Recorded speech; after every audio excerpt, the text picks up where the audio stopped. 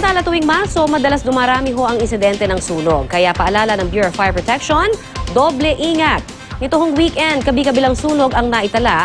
Ang daang-daang pamilyang apektado, problemado pa rin po sa kanilang matutuluyan. Balitang hatid ni Oscar Oida. Sa covered court ngayon, nanatili ang nasa 800 pamilyang nasunugan sa Barangay 123 Moriones sa Tondo, Maynila. Nasunog ang kanilang mga bahay kahapon. Halos maabo lahat ng kanilang kagamitan. Ang ilang residente, matsagang naghanap ng pwede pang pakinabangan. Hindi pa matiyak kung anong sani ng sunog. Wala rin mauwian ngayon ng nasa 100 pamilyang nasunugan sa Barangay Malinaw, Pasig City. Aabot sa 50 bahay ang natupo kahapon.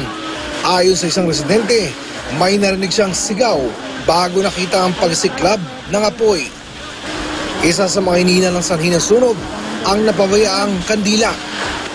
Wala raw kasing kuryente ang ilang residente. Wala naman nasaktan sa insidente.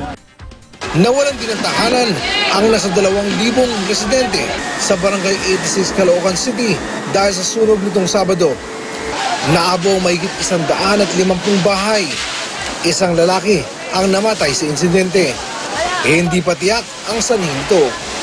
Kung kailan pa naman Fire Prevention Month, doon pa kabi-kabila ang sunog.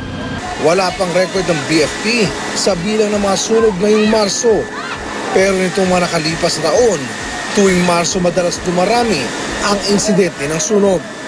Ito kasi ang panahon na madaling matuyo at masunog ang maraming bagay dahil sa mainit na panahon.